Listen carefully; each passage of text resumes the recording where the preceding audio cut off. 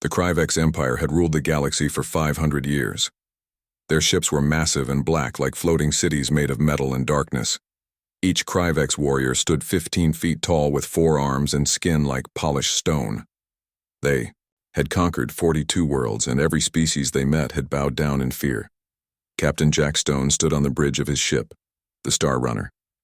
He was looking at the biggest alien fleet he had ever seen through the main screen. His crew of 30 humans had been exploring deep space for 6 months. They were scientists and engineers, not soldiers. But today that was going to change. "Captain, they want to talk to us," said Lisa Green, the woman who handled communications. "Let them speak," Jack said, fixing his uniform. The screen changed, and now they could see the alien leader. It was huge and scary, with red eyes that glowed like fire. When it talked, the computer changed its words into English. "Small creatures, you are now in Kryvex space. Give up your ship or we will destroy you." Jack walked closer to the screen. "I am Captain Jack Stone from Earth. We are peaceful explorers. We did not know this was your territory." The alien's red eyes got brighter. "Earth? We do not know this. World? It does not matter. You will obey us or die." "No," Jack said simply. The word hung in the air like a bomb that had not exploded yet. The alien commander stared at the human. In 500 years of conquest, no species had ever said no to the Kryvex Empire. Some had tried to fight, others had begged for mercy, but all had shown fear in the end. But this human was different. Jack Stone looked straight into the alien's burning eyes without blinking. His face was calm. His voice was steady. There was no fear in him at all. The Kryvex commander felt something strange. For the first time in his long life, he did not know what to do. "You dare to refuse us?" the alien roared. "I am not refusing anything," Jack said. "I am just saying no. My people do not bow to anyone, no matter how big or strong they are." Behind Jack, his crew was getting ready. Pete White, who guided the ship through space, was checking their escape routes. Amy Brown, their engineer, was powering up their defenses. None of them looked scared. They all looked ready to fight. The alien commander had never seen anything like this. These humans had only one small ship. Their weapons were weak. Their technology was old. But they stood there like they could win against the entire Kryvex fleet. "Impossible," the commander whispered. "What's impossible?" Jack asked. "You should be afraid. Every species we have met trembles before our power. You are weak. You are few. Yet you show no fear." Jack smiled a little. "Fear does not help anyone. Being scared will not save my crew or protect my people back on Earth." The alien commander studied the human's face. Jack Stone's eyes were like steel. They did not waver. They did not look away. The human stared at him as if they were equals, even though the Kryvex ship could destroy the human vessel with one shot. "You are either very brave or very stupid," the commander said. "Maybe both," Jack replied. "But we are still saying no."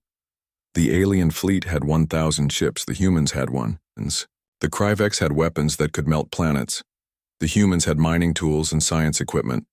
By every rule of war and conquest, this should have been over in seconds. But something was wrong. The alien commander had conquered worlds full of warriors. He had defeated species with technology far beyond these humans. Yet none of them had ever looked at him the way Jack Stone was looking at him now. "You will surrender," the commander said. But his voice was not as strong as before. "No," Jack said again. Behind the human captain, his crew was working. They were not panicking. They were not crying. They were not begging for their lives. They were preparing to fight a battle they could not possibly win. The engineer, Amy Brown, spoke up. "Captain, I have rerouted power to our mining laser. It is not much, but it might cut through their hull." The navigator, Pete White, added, "I have found an asteroid field nearby. If we can lead them there, we might be able to use the rocks as cover." Jack nodded. "Good work, both of you." The alien commander watched this exchange with growing confusion. These humans were talking about fighting his massive fleet as if they had a chance. They were making plans as if they could win. "Your species is insane," the commander said. "Our species does not give up," Jack corrected him. The alien looked at the human ship on his scanners. It was so small compared to his flagship that it looked like a toy. But the humans inside it were not acting like they knew they were about to die. "Last warning," the commander said. "Surrender now, and we will make your death quick." Jack Stone looked directly into the alien's red eyes. His voice was calm and clear when he spoke. "We choose to fight." The alien commander felt that strange feeling again. It was cold and sharp like ice in his chest. For 500 years he had been the thing that other species feared. Now, for the first time, he was feeling what fear was like. The human was still looking at him. Those steel-gray eyes had not moved. They had not blinked. They showed no fear, no doubt, no surrender. "Fire all weapons," the commander ordered his fleet. But even as his ships prepared to attack, he could not shake the image of those human eyes. Eyes that looked at him like he was not the most dangerous thing in the galaxy. Eyes that looked at him like they had seen worse. The battle lasted 8 hours. When it was over, Captain Jack Stone's ship was badly damaged but still flying. Half of the Kryvex fleet was destroyed or floating dead in space. The aliens who had conquered 42 worlds had been beaten by one small human ship. Commander Vexthor, the Kryvex leader who had survived the fight, stood before the High Council on their home world. The great hall was filled with angry voices. The council members were huge and powerful, but today they looked shocked and afraid. "Tell us what happened," said High Counselor Zargoth, his red eyes burning with rage. "How did one tiny ship destroy half our fleet?" Vexthor's voice shook as he spoke. "High Counselor, they were not warriors. Their ship had no real weapons. They were scientists and explorers." "Then how?" another council member roared. Vexthor remembered the battle. It still did not make sense to him. They used everything as a weapon. Their engineer, Amy Brown, turned their mining laser into something that could cut our ships in half. Their navigator, Pete White, used math to throw asteroids at us like bullets, and their captain... He stopped, thinking about Jack Stone's face during the fight. "What about their captain?" Zargoth demanded. "He never stopped looking at us. Even when our plasma cannons were tearing his ship apart, even when his people were hurt and bleeding, he kept staring at us with those steel eyes. He gave orders, like he was playing a game, not fighting for his life." The council members talked among themselves in worried voices. In 500 years of conquest, they had seen every kind of species. Fear was something all living things felt. When faced with certain death, every creature they had met showed terror. "Send the war fleets," ordered High Counselor Zargoth. "This mistake will be fixed." 2 weeks later, the largest Kryvex armada in history entered Earth's solar system. 500 ships led by Admiral Rexcool, the greatest military leader in Kryvex history. He had crushed the rebellion on 3 worlds and defeated armies 10 times larger than his own. No enemy had ever escaped him. Earth appeared on his screens, a small blue and green planet circling a yellow star. His computers told him that 8 billion humans lived there. Their technology was hundreds of years behind Kryvex science. This should be easy. "How did Commander Vexthor lose so many ships to these weak creatures?" Rexcool asked his second-in-command. The answer came when Earth's defense fleet came out to meet them. 48 human ships, made from cargo haulers, mining vessels, and a few military ships that Earth had built in the past 2 weeks. They should have been destroyed in minutes. Instead, Admiral Rexcool found himself in the hardest fight of his life. The humans did not fight like any species he had ever seen. They seemed to not understand that they could not win. When their ships were outnumbered 10 to 1, they attacked anyway. When their weapons were weaker, they rammed Kryvex ships or blew up their own vessels like bombs. Captain Beth Davis of the cargo ship Earth's Hope was talking to Rexcool through the communication system. Her ship was on fire and falling apart, but she was flying it straight at his flagship. "This is for Jack Stone," she said with a smile, and crashed her burning ship into the side of Rexcool's command vessel. Rexcool survived, but his ship was badly hurt. As he watched the human fleet keep fighting even as they were being destroyed, he felt something his people had not felt in centuries. Doubt. The human ships were like angry wasps attacking a giant. They were small and weak, but they would not stop. Every time the Kryvex destroyed one human ship, the others fought harder.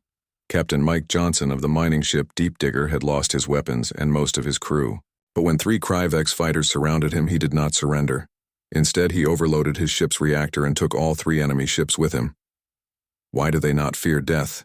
Rex Cool asked himself. His answer came from an unexpected source. Dr. Sarah Kim, a human scientist, had been captured when her research ship was destroyed. She was brought before Rex Cool as a prisoner. "Your people are insane," Rex Cool told her. "You fight battles you cannot win. You throw away your lives for nothing." Sarah looked up at the huge alien. She was small and hurt, but her eyes were calm. "We are not throwing away our lives, we are protecting them. You are dying. Some of us are dying so that more of us can live," Sarah said. "That is what humans do. We take care of each other." Rexcool stared at the small human woman. "You should be afraid of me. I could kill you with one hand." "Yes, you could," Sarah agreed. "But being afraid would not change that. Fear is just fear. It does not help anything."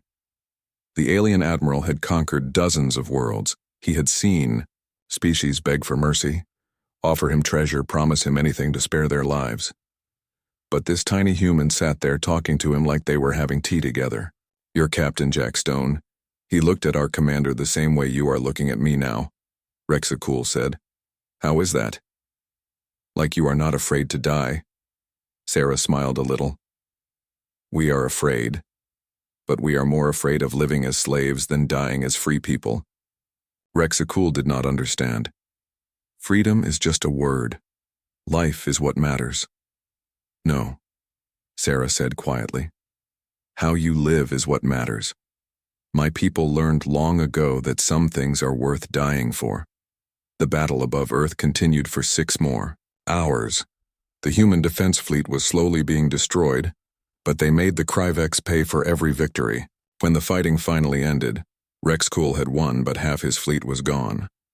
As his ships prepared to attack Earth itself, something happened that had never occurred in Kryvex history. Rexcool hesitated. "Admiral?" his second-in-command asked.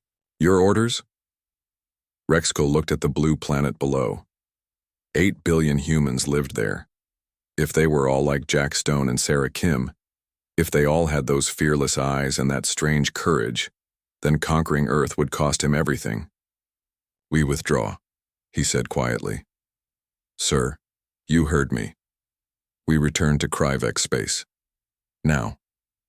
As the alien fleet left Earth's solar system, Dr. Sarah Kim was released on a damaged space station. She watched the Kryvex ships disappear into the darkness and smiled. On Earth, Captain Jack Stone received the news that the alien invasion had been called off. His crew cheered, but Jack was quiet. He knew this was just the beginning. "They will be back," he told his crew. "Then we will be ready," Amy Brown replied. Jack nodded and looked out at the stars. Somewhere out there, an entire empire was learning that there were people in the universe who would not bow down, and that scared them more than any weapon ever could. The Zephyrian defeat at Earth sent shockwaves through their empire. For the first time in 300 years, one of their fleets had been forced to retreat. The humans had lost the battle, but they had made the cost so high that Admiral Rextor was forced to withdraw and reassess. Dr. Alan Foster, Earth's leading xenobiologist, found himself in an unprecedented situation. He was sitting across from a captured Zephyrian warrior in a specially constructed containment facility beneath the Swiss Alps. The alien, who called itself Genkari, had been recovered from the wreckage of a destroyed ship. "Why do you not show fear?" Genkari asked, its voice carrying a mixture of curiosity and frustration. "Your people face extinction, yet you sit here asking me questions as if we were discussing the weather." Alan leaned back in his chair, studying the crystalline being. "Would fear help anything? Would it bring back the people we lost or protect the people we haven't?"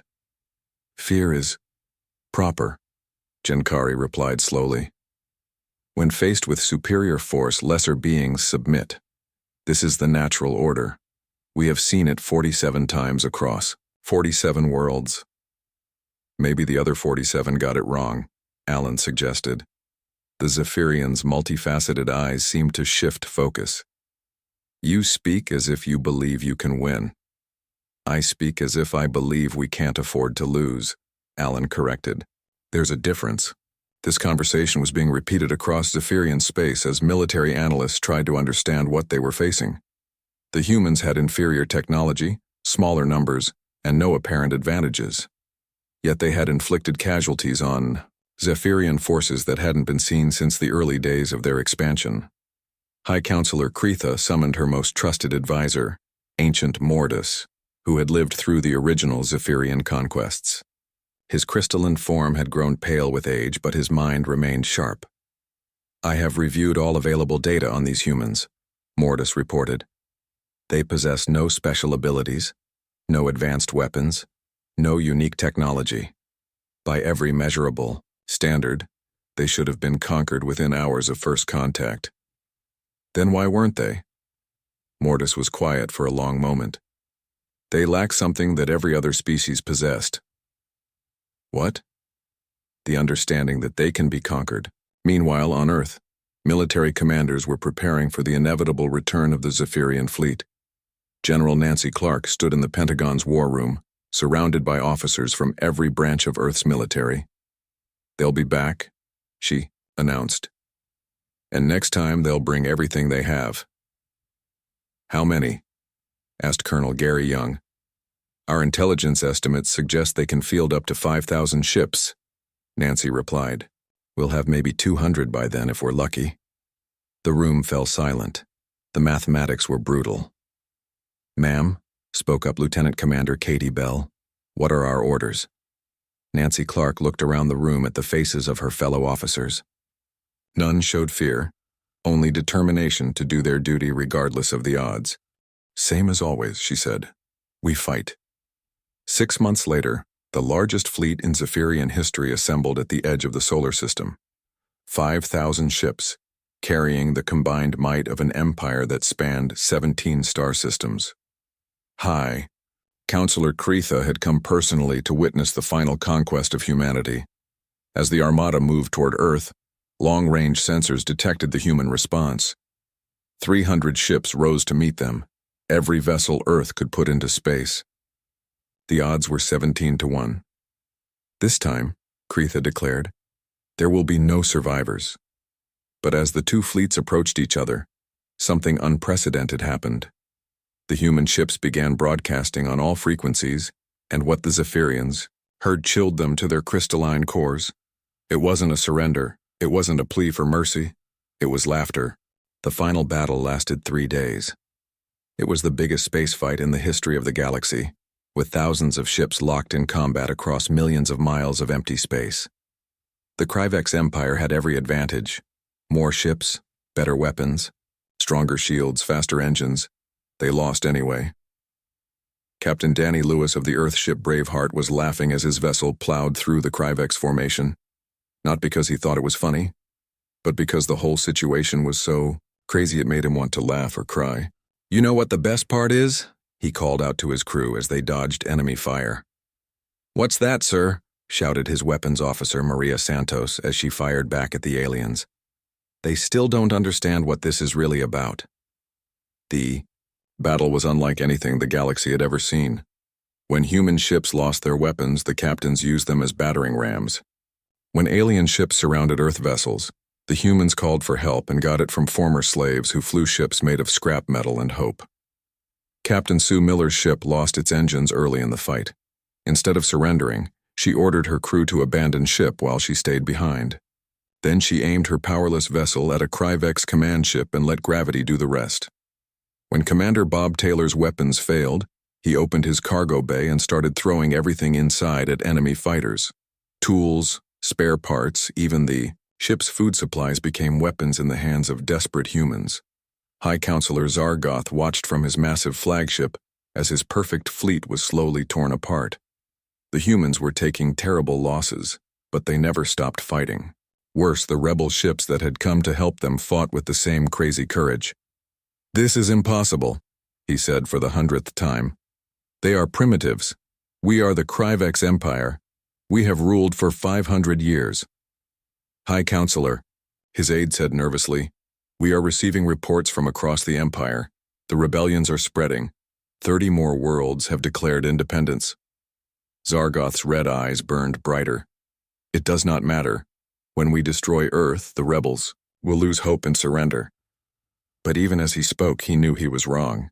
The rebels were not fighting because they thought they could win.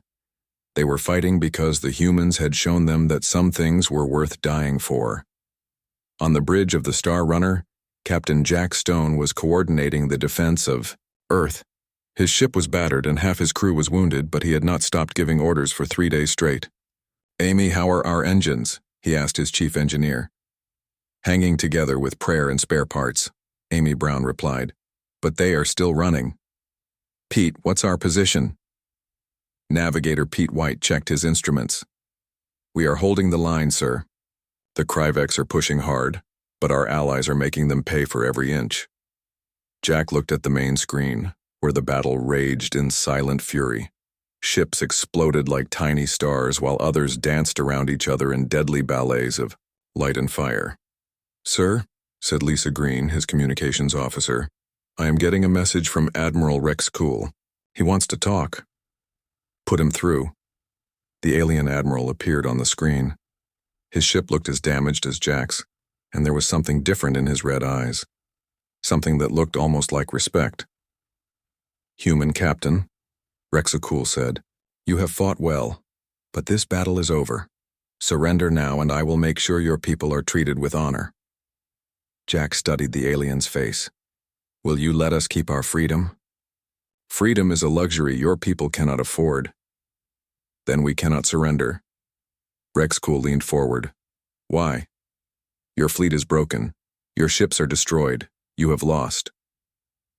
"Have we?" Jack asked. "Look around you, Admiral. Look at what is happening to your empire." Rexcool did look. His sensors showed him the truth. Half his fleet was gone. Reports were coming in from all across Kryvek's space of rebellions and uprisings. Worlds that had been peaceful slaves for centuries were now fighting. Wars of independence. "You did this," Rexcool said quietly. "You infected the galaxy with your madness." "We showed them the truth," Jack replied.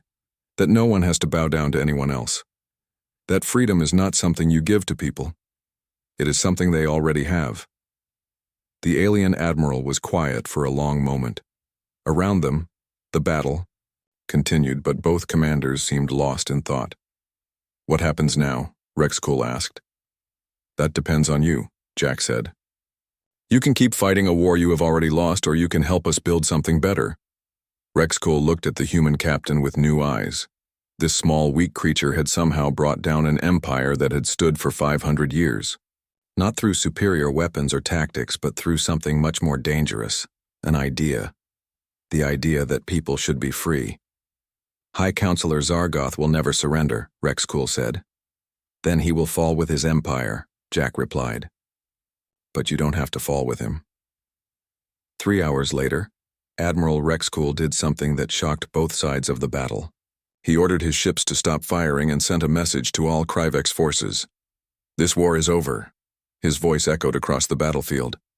"The Empire is finished. Any ship that wishes to continue fighting may do so alone. The rest of us are going home."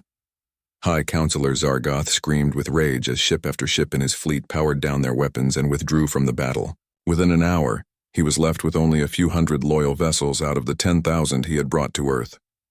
"Cowards!" he roared. "Traitors! I will destroy the humans myself." But when his remaining ships attacked, they found themselves facing not just the battered human fleet, but also the rebel ships and even some former Kryvex vessels that had switched sides.